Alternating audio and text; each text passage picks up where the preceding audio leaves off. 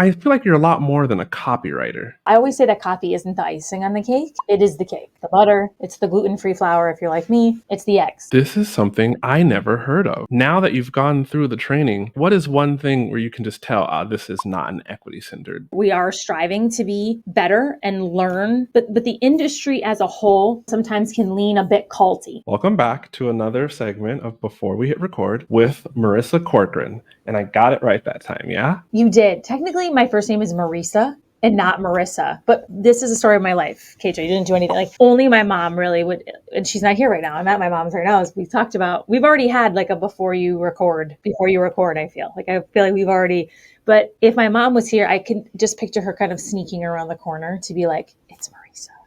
Do you know what I mean? But she's not here right now. Tell him he said it wrong. Well, now I will share with you that like my name is, and then we'll get back to the intro. This will just be on the podcast, but my name has been butchered, Marisa. So sorry about that all my life. But even I say it wrong. When I say QUÄY.jo, my dad, who immigrated to the States from Ghana, would correct me at least until I was like 17 years old and tell me it's not QUÄY.jo, it's more like QUÄY.jo. And he would explain to me, and I'm like, well, Dad, you never took me back to Ghana. You never taught me the language you grew up with. So this is what I got. I'm American QUÄY.jo. And now I even branded it like QUÄY.jo. So I apologize for that. No. And so that is how you introduce yourself now? You'll say QUÄY.jo. Did you ever at one time use what kind of the pronunciation your dad? You know, for a time when I was in China, I did, but so intriguing story. Living in China was the first time that I met tons of other Ghanaians from Ghana because China doles out, what's that called? Is it a form of soft diplomacy? I'm not sure, but the US does it too. What I'm getting at is China basically looks for the best and brightest from different countries on the African continent and gives them scholarships, primarily in the areas of engineering and science, right? And it's a total play, which the US does it too. So like I can't point fingers, but it's a total play, right? Like you support the next generation, and then when they go back and become successful, then you got friends of your country. I believe that's the reasoning around the Fulbright scholarship program, or what's the other one that's like a Fulbright? Rhodes? Fulbright Rhodes Scholar. I don't think I'm doing service to the correct. And I don't even know if I'm right saying, I'm over here like Rhodes. I don't know. It's one of these that offers scholarships to people who are not American to come and study in the States. At any rate, so I met tons of Ghanaians there, and that's why I started saying my name the right way, because I would say it the wrong way and they would look at me and like, they're just so friendly, everyone. I never met an unfriendly Ghanaian, but they smiled like, oh, so you're like QUÄY.jo, like Monday's child, because the names, either your first name or your middle name or your nickname tends to be the day of the week you were born, not like the name of the day, but the name that they give boys or girls who were born on that day. Oh, that's cool. That's cool. Well, thank you for sharing that with me. Thank you. Okay. Let me introduce you really quick. The listener's like, where is this going? Well, the Before We Hit Record segment is so that the guests that are on this podcast, you get to know them, and more than just like the one side that they could share, though Marisa does share many aspects of her life. You get to know her in a way that you wouldn't otherwise get to know her in just a 45-minute episode where she was a guest on this podcast. And so she will be a guest on the episode coming up, and we will be talking about her framework called the Story Strip Down, where she shows you in this 4-part framework how you can reverse engineer your story to pull out more captivating stories from it, right? Like it's how to engineer your storytelling to pull out more captivating stories from that so that you can attract the right people to your offer, people who I guess are attracted to you. Marisa is, how would you describe yourself? I feel like you're a lot more than a copywriter. Yeah, and in fact, I am a copy mentor. I don't actually write for private clients anymore. So the only writing I actually do now is for myself, and the editing that we do. So, we really support people. I always say that coffee isn't the icing on the cake. It is the cake. It's the butter. It's the gluten-free flour if you're like me. It's the eggs. It's how Oh yes, hooray! That's awesome. It's how it's hard to pronounce our names, and we're both gluten free. Two fun facts about us today. And so, I always say if you want to sell in a way that feels good and in integrity, you want to call in the right people to sell to. We know this is lead generation or audience growth. Then you have to know what to say and how to say it to make those other two things come alive. And that's where your copy and messaging comes in. And that's what we support people how to do inside of our signature program called the Copy Confidence Society, where we help you uncover what we call your uncopyable message and the personality filled copy that dazzles. And that's really my life, my child, my everything is the Copy Confidence Society. We've launched it 11 times. We've had over 700 people inside of the program. It's like, that's my life. 11 times. Okay, before I ask how long you've been in business, you've been on the podcast before, back when Rick was the host, and that episode was the definitive guide to rocking an online summit. And you're still doing summits, so we're not going to talk about summits. Yep, summits is like our other side. Right? So then that episode is linked up below. If you're like, hey, I don't know who you are, QUÄY.jo, and you want to know me or why I'm the host of the Art of Online Business now, then there's 2 episodes linked down for you too, where you can find out where Rick is and what he's doing, which is a really cool AI project. And then he interviewed me in another episode, and you can find out kind of everything that went into him selecting me as the new host of the Art of Online Business to continue giving you tips and tricks and strategies and behind the scenes business peaks, and of course, Facebook ads goodness to help your online course scale up from low 6 figures to high 6 figures. Now we get to continue the good chat that we've been having so far, Marisa. Great. Oh, I love Rick. I just want to say that. Rick is great. Who doesn't? He is such a good guy. He has such integrity. He's so kind. He was on our last season of the copy chat that we do. And he talked all about AI on there. And he kicked off our last season of the copy chat, and everyone just was blown away by his AI insights. It was great.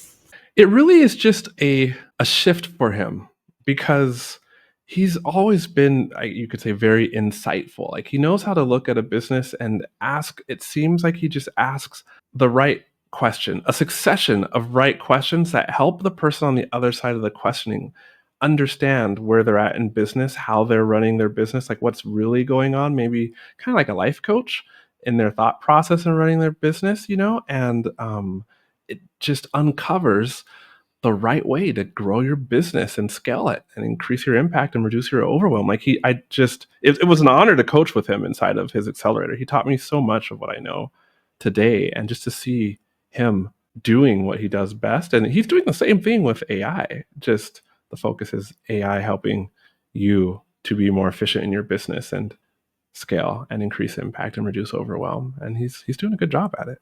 So we were talking about so many things. We were talking about stages of life. We were talking about extended family. I'm not going to ask you to show any of your potentially embarrassing pictures from This museum of me in my mom's house, it's a museum of me. I mean, it's our parents all do it. My mom has all of the good pictures in her house. But you're in New York right now, and you're from New York. I'm from upstate New York. I'm from Syracuse, and I am in Syracuse right now. Yeah. Yep.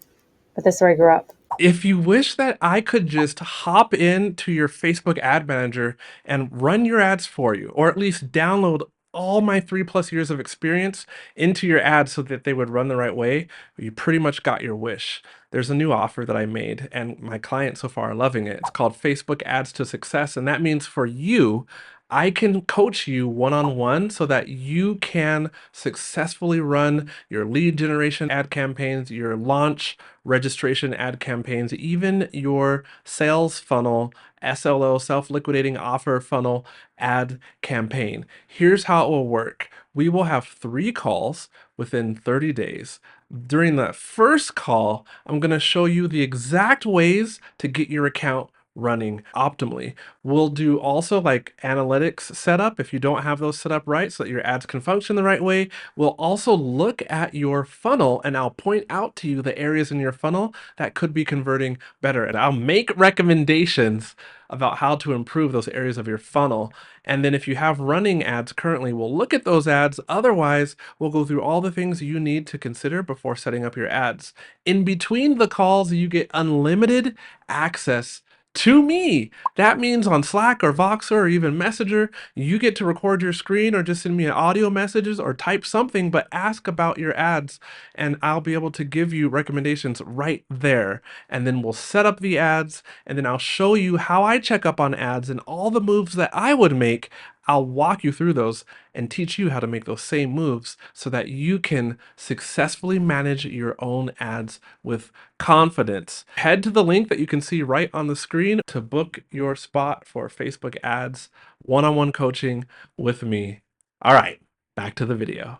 I have never been other than to New York City for like 3 days. Like I know nothing of New York and the culture. Yeah, most people, when they think of New York, they think of New York City.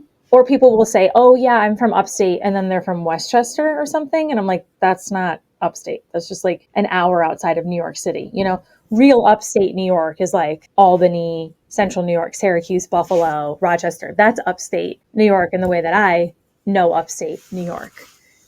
So, you know, when I moved to New York City when I was 21, it was a huge, you know, change for me coming from Syracuse. New York City was a huge, you know, shock in a lot of ways, you know, and I lived in New York City for a few years and then I went to Boston for 3 years for grad school. And then I went back to New York City for a few years. And then I moved to Atlanta about, my gosh, like 6 or 7 years ago now. It's just been East Coast, East Coast. Have you ever lived on the West Coast? So actually last year we put our stuff in storage and we hit the road for a whole year. So we went all over the country. We went to 28 states, slept in like 55 places. What? Really? We lived all over the place. Yeah, from February 2023 till February 2024. Yeah. So we lived in Florida for like the month of March. Then we made our way into like New Orleans. Then we were in Austin for a month. We made our way to New Mexico. Went to the Grand Canyon, Sedona, Las Vegas. And then we did like a month in San Diego. Then we did 12 days up the California coast into Seattle. We spent 6 weeks in Seattle, went all over the Pacific Northwest. And then we spent the summer kind of making our way back. And we went to Montana, Yellowstone, South Dakota, the Badlands, Mount Rushmore, Crazy Horse, went to Chicago, the Bourbon Trail. Yeah, we went all over. Who's we? So we was myself, my husband, and our dog. And our dog. It was the three of us. In what? Like, were you in an RV? We traveled in our Bronco. And then we slept longer stays. We had an Airbnb. So like our month stays were at different Airbnbs. So like we had an Airbnb in Miami and Austin and San Diego, Seattle. And then our shorter stays were hotels, or a really cool part about the experience was all meeting this community in real life. So we also hosted these like little micro mastermind days. And we did one in Austin. Yeah, we did one in San Diego. We did one in Seattle. We did one in my home. We did one in Syracuse actually last fall. So that was really cool. So along the way, we got to like meet members of this community, and some members of those community offered for us to stay in some places. So, you know, in Las Vegas, we stayed at one of my colleagues generously offered us, they have like a casita in the back of their home in Las Vegas we stayed in, which was awesome because we got to really see how people live in Las Vegas, not just the strip. And that was really cool. And then in California, one of the people that's inside of our program, inside of the Copy Confident Society, she and her family have a second home. They live in San Francisco, but they have a home in Half Moon Bay.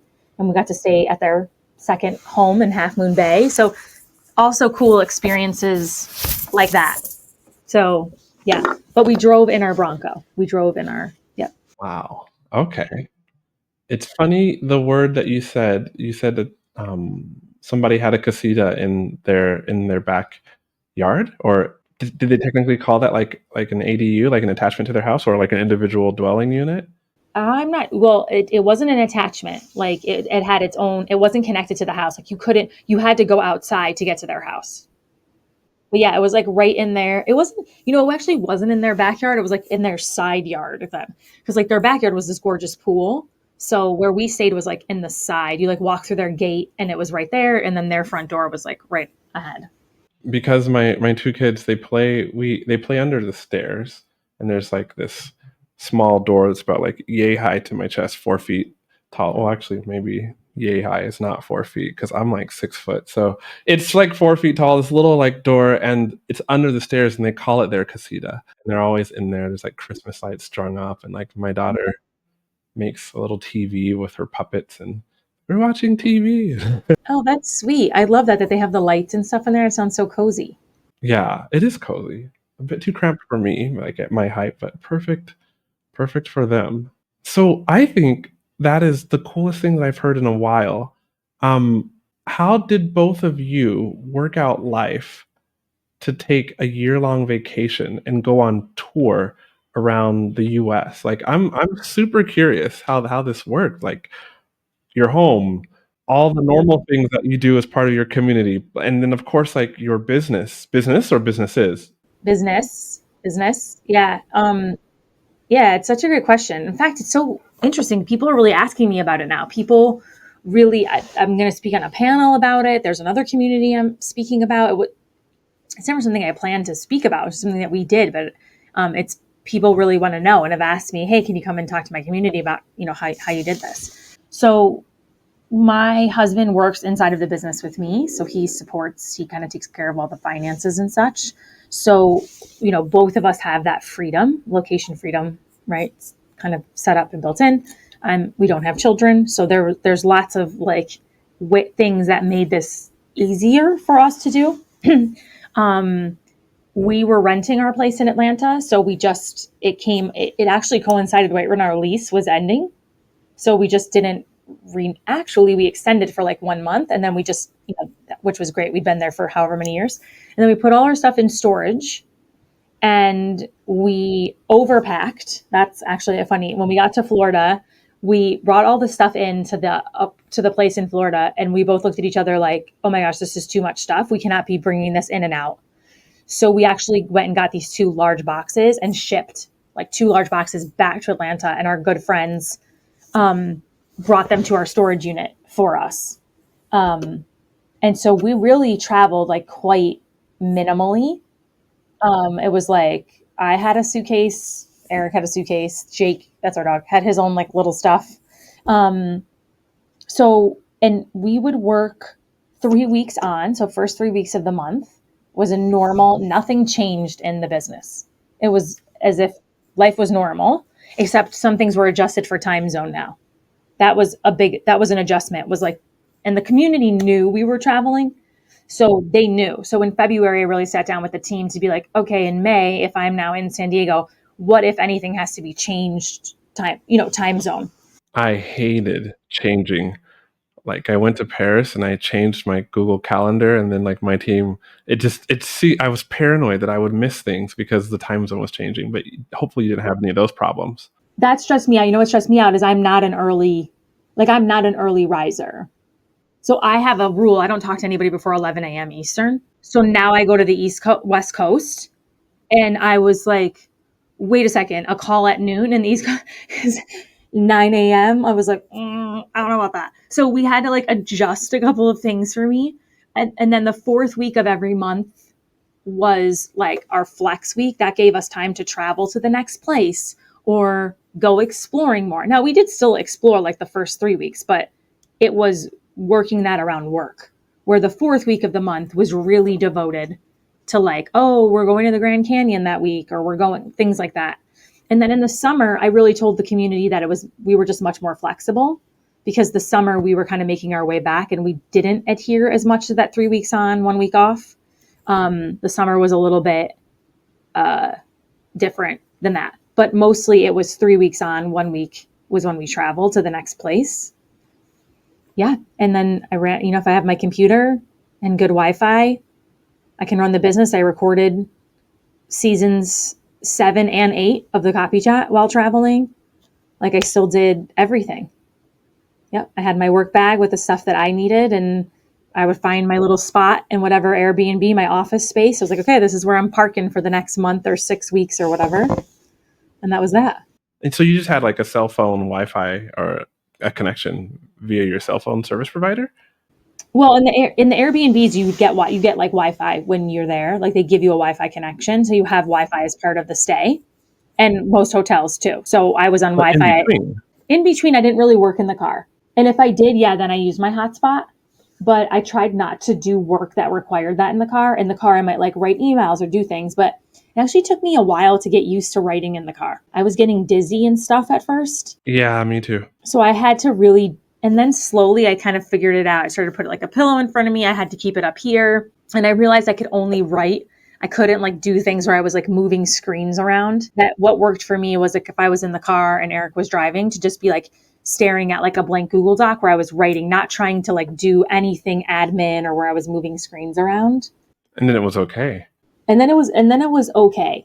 But I didn't work in the car. Or, sometimes what I did in the car is sometimes I would take calls, like maybe calls that I had to be on, like not like with my coach, but all last year I worked on getting my equity coaching certification through so I worked through the equity centered, the institute that the great Trudy LeBron runs. And it's really focused in on getting certified as an equity centered coach and really being able to just being the best that we could be in the community to really make sure that people from all different lived experiences and backgrounds feel really seen and taken care of inside of our community. And I always say, like, I can never make it a true safe space, but my goal is to make it a safer space.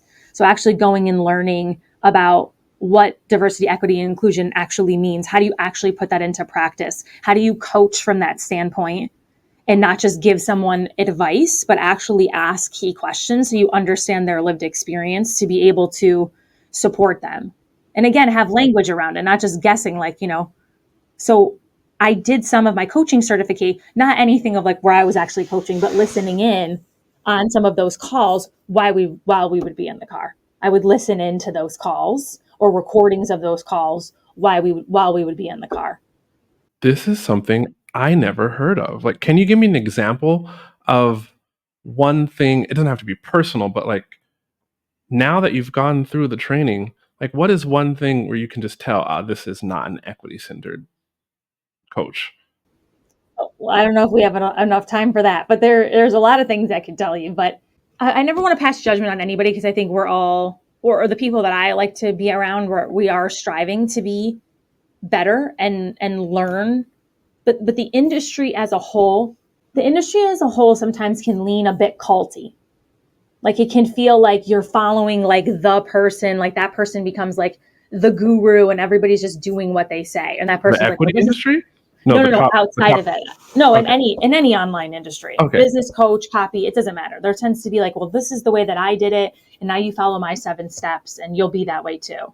And it's, and people kind of rise and they're almost like a celebrity status, almost like a guru. And that can feel, so really making sure in our community that instead of it feeling like everyone has to come to me for the answers, it's really like, how can I set up the Copy Confidence Society for you to trust your own intuition? Because you're going to be writing for your business forever. It's never going out of style. So how can I make sure that you're able to write and feel confident about it? Of course, come ask me questions and I'm going to support you the best way that I can, but helping you trust your own intuition, helping you, not just, oh, here's what I did, so it'll work for you too, but also seeing where that person is in their life, their lived experience, their background. A nice example of this, not exactly this example, but it's like, I don't have kids. So for me, sometimes to just be doling out strategies to parents is like, well, I just told you I hit the road for a year. Like, it's just different. So I always want to make sure that I'm acknowledging a person in front of me who's a parent to be like, okay, so let's talk about like, what are the hours that you have to work? What feels good for your energy? What's a yes, what's a no? And then we can talk about what the actual implementation is going to look like. Yeah. Okay. I feel like that just is part of you being a good coach and not necessarily part of equity training, so to speak. Oh, for sure. I mean, a lot of it is like, but are you, and I think having any sort of coaching certification is, very helpful. But for me, I really wanted to make sure that our practices in the program, our agreements, the way that we approach coaching, the way that we interact with the team was really set up to support, To be inclusive. and to have language, not to just be like, yeah, of course I'm a good person and want you to feel, but to actually have real language around it, to really like understand it and be able to show up, and also show up and be able to be somebody that can say to somebody, I want to acknowledge that you have a very different lived experience from me. And we may not solve this problem today, or we may not have all the answers. There was lots of awesome, like beautiful things that I learned and just expanded my own toolbox as a leader and as a coach. Yeah. So I did that while I was on the road too. I never really understood how big the country was until, and I haven't traveled hardly out anywhere in the States, unfortunately, but I remember ending, my wife and I lived in Washington, D.C. for a moment, and then we ended that very short period, which I will call the most expensive vacation we took ever, 8 months. And we drove from Washington, D.C. to Michigan, where her parents lived, to drop off our stuff before we flew away back to China. And I remember thinking, this is taking forever. Like, are you kidding me? How far we got to drive before we get there? Matt, I mean, there were days in the car where I was just joking with my brother, because as I was sharing with you before we started, I had to come home to Syracuse unexpectedly, and I drove with my brother, and we drove like 5 hours from Boston to Syracuse. And my brother was like, oh my gosh, 5 hours, this is going to be. And I was like, 5 hours, this is nothing. I was like, in the car, sometimes on the road trip last year, we'd be looking at like a 10, 12-hour day. And we'd be like, oh my gosh, okay, here we go, get ready, So now I feel like I can tolerate like longer drives. But yeah, the US is massive. And there's parts of the US where you are just driving and there's nothing. It's just, I found it to be like quite peaceful, but there's nothing. So you're just kind of listening to music, listening to a podcast, having a conversation, and like, hours and hours go by, Amber waves of grain. Literally. Yes. There were so many things where I was like, oh my gosh, Purple Mountain's majesty. Like I was like thinking of all the things like Amber. Yeah, you really see it come to life for sure. This is a completely random story, but I was in what was it? It was the first royal wedding, at least that I can remember. So sometime back around in, I don't know, 2010. Yeah, Kate and William. Kate and William. Great. It was All right. 2010. It was either spring of 2011 or spring of 2010, but you're right. You're right Somewhere in there. back in the years blend together as I get older. So I'm at a party and it's all people from the UK. Well, my wife is there too, so I guess other than her. And they were playing, well, they're on the TV, a song is playing, and it's My Country, Tis of Thee, I think is the actual name, right? And so the song is playing on the TV. They're kind of swaying, and I'm thinking, why is My Country, Tis of Thee playing in the UK at a royal wedding? And so then I asked, said this out loud because I needed to know. And they're like, you mean God Save the Queen? And I'm like, that's the name of this song? It's the same melody. It's the same melody. I literally was like, that's what you call this song? And then it occurred to me, oh, what? Like, just what a backhanded slap. Like, we took the song God Save the Queen. We kept the same tune. We renamed it. We gave it new. And so I thought it was humorous. They humored me, being good British citizens. And I didn't know that. Yeah, we remixed it. Look it up. It's like every time I learn these random things, like that pineapples grow up from the ground instead of down from a tree. Like it just kind of shifts my perspective a little bit.